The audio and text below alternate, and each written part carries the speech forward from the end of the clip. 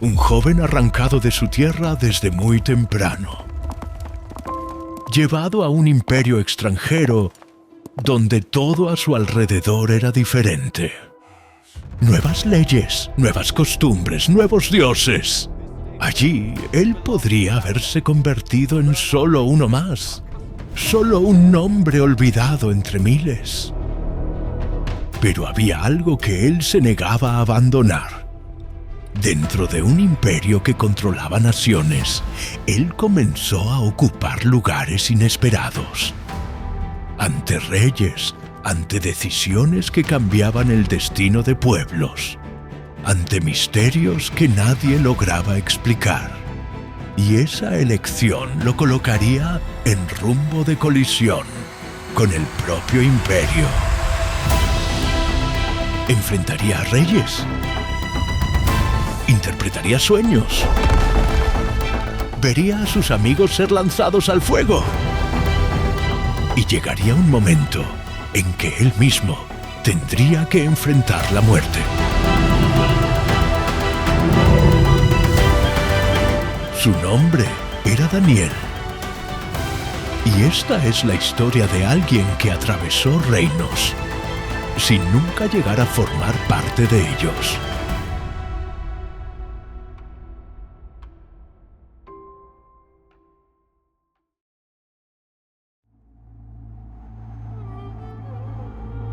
Judá aún tenía murallas, aún tenía rey, y el templo todavía permanecía en pie en Jerusalén.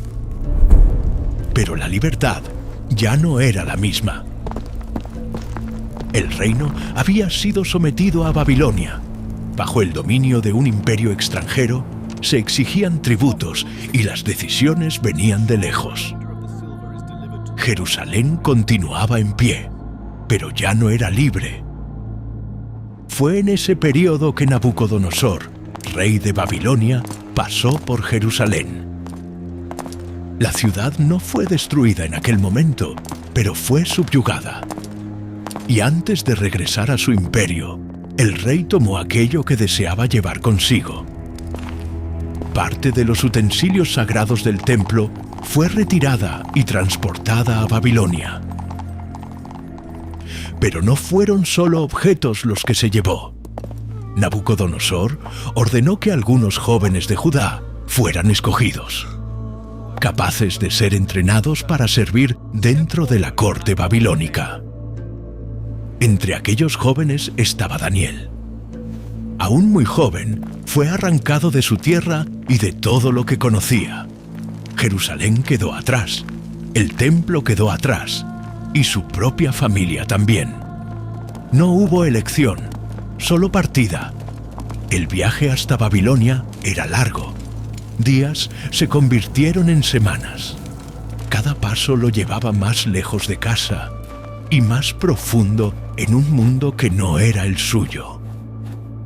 Cuando finalmente divisaron la ciudad, Babilonia se alzaba inmensa ante ellos. Murallas gigantescas, puertas monumentales, estatuas de dioses extraños, un imperio lo suficientemente poderoso como para conquistar naciones. Daniel había sido llevado de su hogar. Ahora, en una tierra extranjera, comenzaría la verdadera prueba.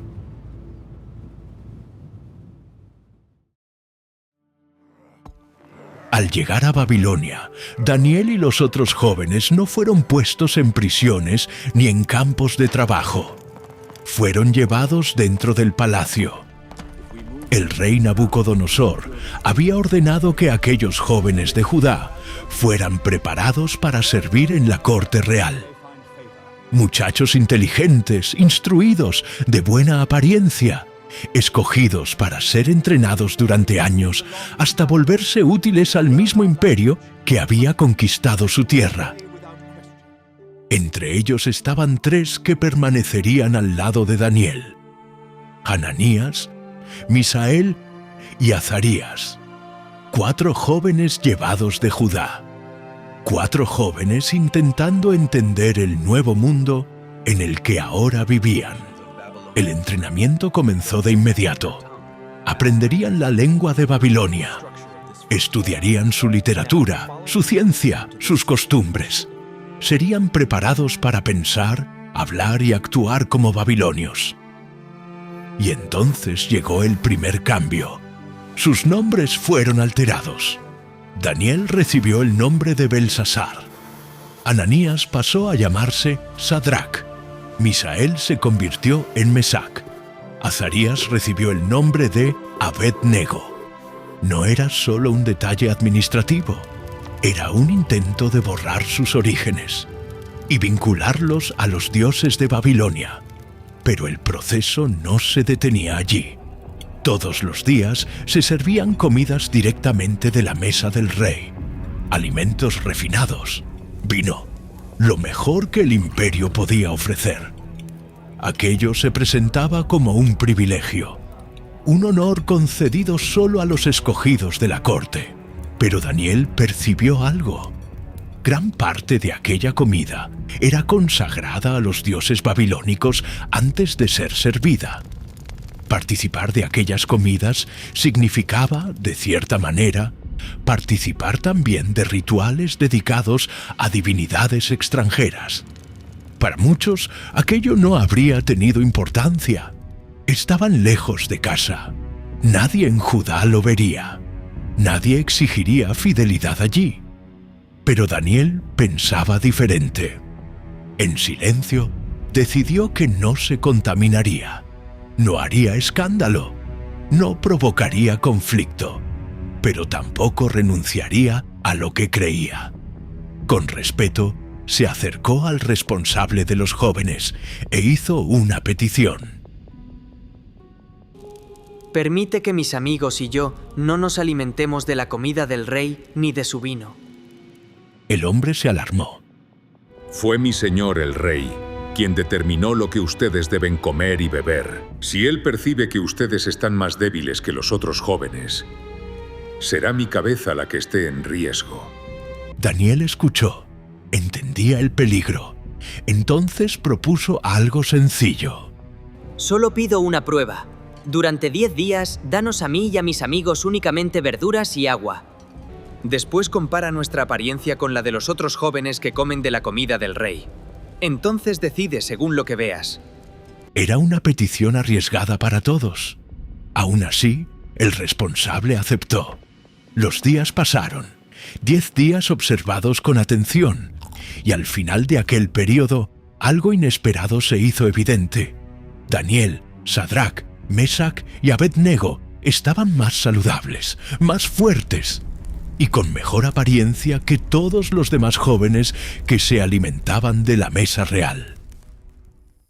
Hasta que, en cierta noche, todo cambió. El rey Nabucodonosor tuvo un sueño. No era un sueño común. Algo en aquello lo perturbó profundamente. Al despertar, la sensación de urgencia permaneció, pesada, inquietante. Sabía que había recibido un mensaje importante, algo que decía respecto al futuro, algo que no podía ser ignorado. Pero había un problema. No lograba recordar el sueño. Cuanto más lo intentaba, más la memoria se le escapaba. Solo quedaba la inquietud y la certeza de que aquello tenía significado.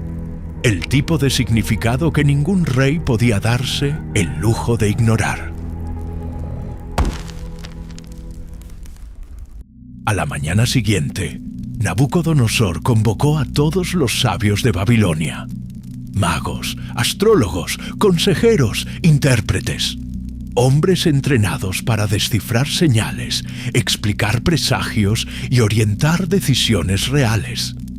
Cuando todos estuvieron reunidos ante el trono, el rey habló. Tive sonho que me perturbou profundamente. Quero saber o que significa. Los sabios se inclinaron respetuosamente. Oh rey, cuenta el sueño a tus siervos, y nosotros daremos la interpretación.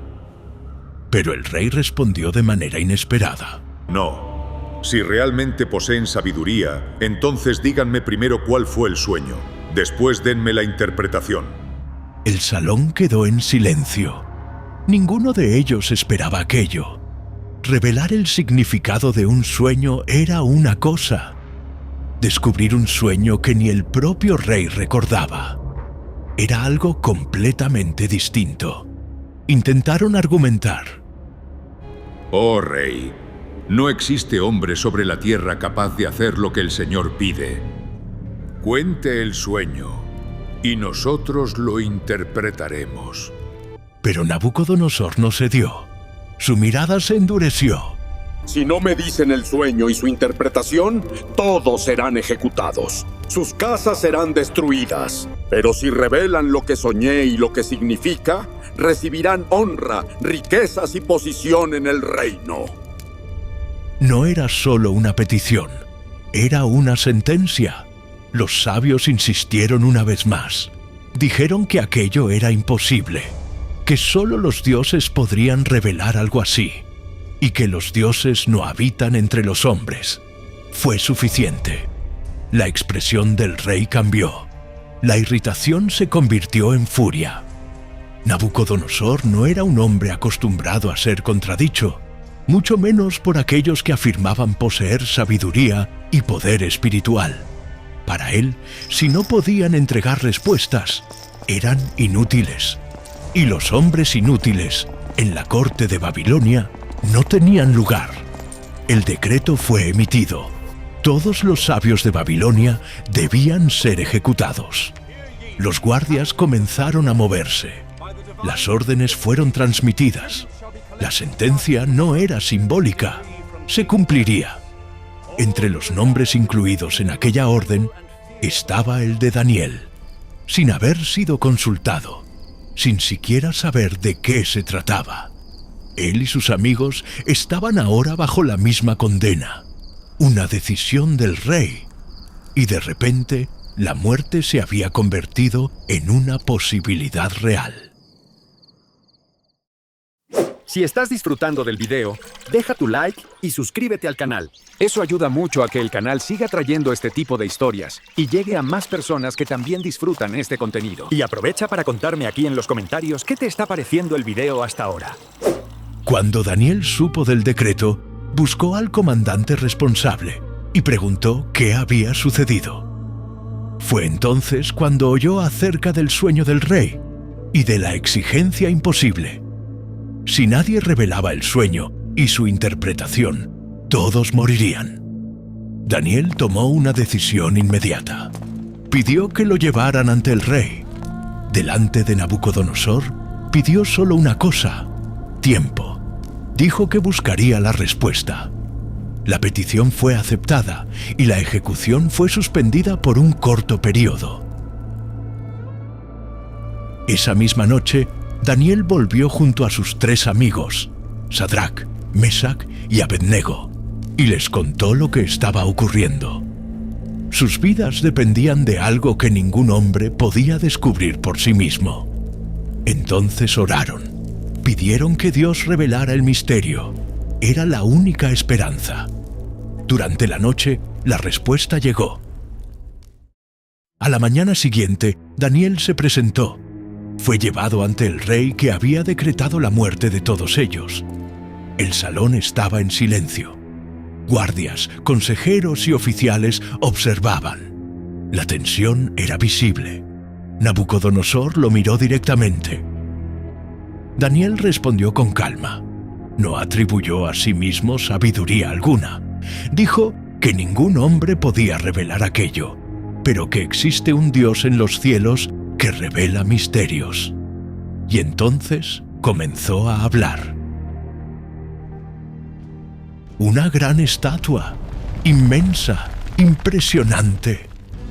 La cabeza era de oro, el pecho y los brazos de plata, el vientre y las caderas de bronce, las piernas de hierro y los pies una mezcla frágil de hierro y barro.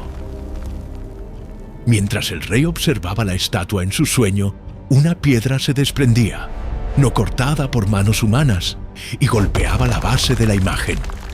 Toda la estructura se derrumbaba. Oro, plata, bronce, hierro. Todo era reducido a polvo y llevado por el viento.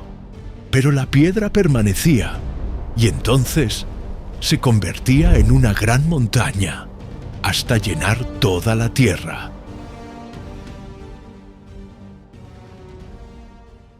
El salón estaba en silencio absoluto. Daniel entonces reveló el significado. Representaba el propio imperio de Babilonia, el reinado de Nabucodonosor, a quien le había sido concedido poder y dominio.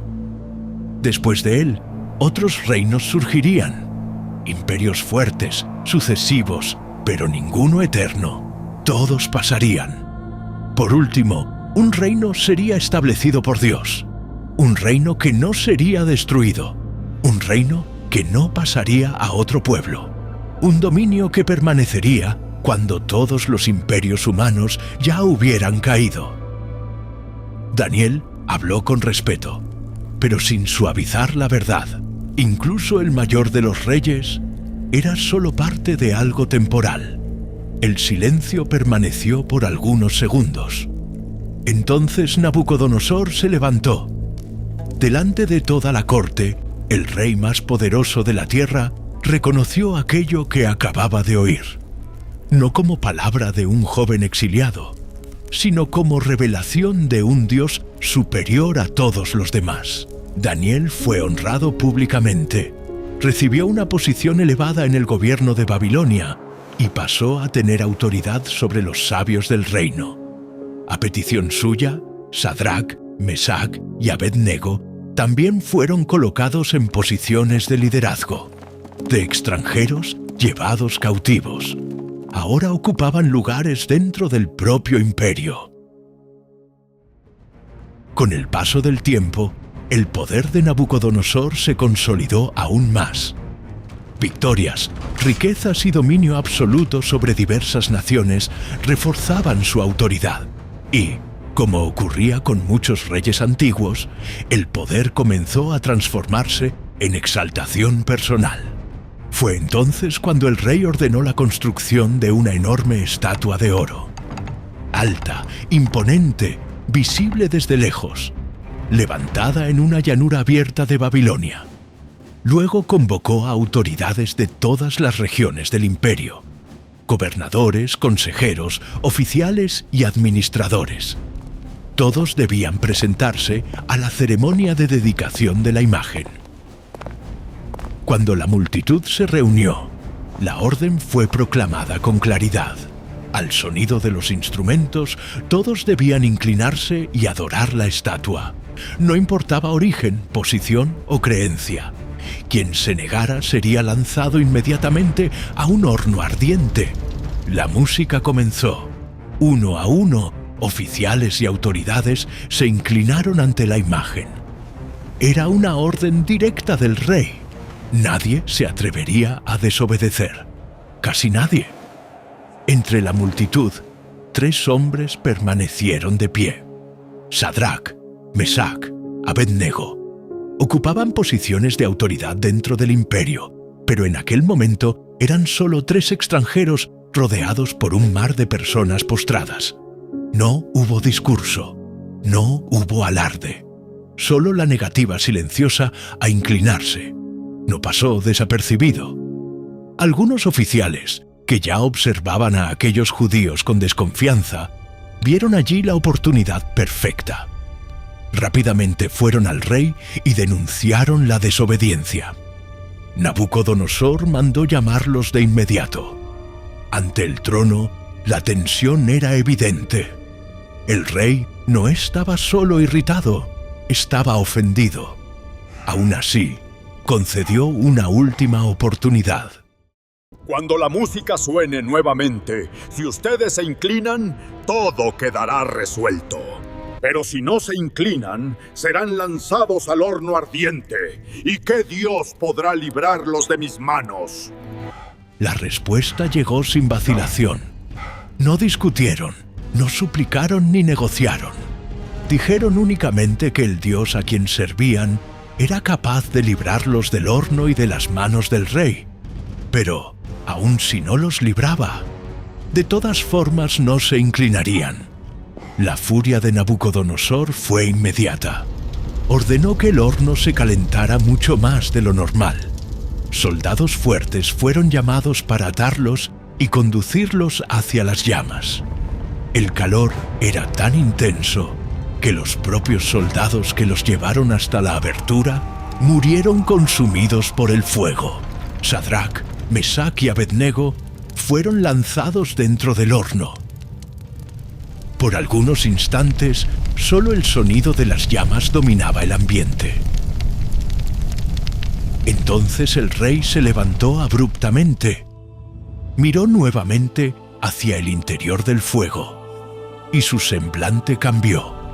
4 hombres caminaban dentro de las llamas, sueltos, sin heridas, y el cuarto no parecía como los otros.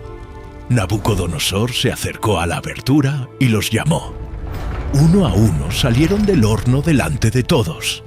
Ninguna quemadura, ningún daño, ni siquiera olor a humo en sus ropas. El silencio que siguió fue pesado. Ante toda la multitud, el rey reconoció que ningún otro dios podía librar de esa manera, y declaró públicamente que el Dios de aquellos hombres era digno de respeto en todo el imperio. Sadrac, Mesac y Abednego fueron promovidos nuevamente. Pero aquel día, lo que quedó marcado no fue solo la promoción, fue el hecho de que, en un imperio donde todos se inclinaban, 3 hombres permanecieron de pie.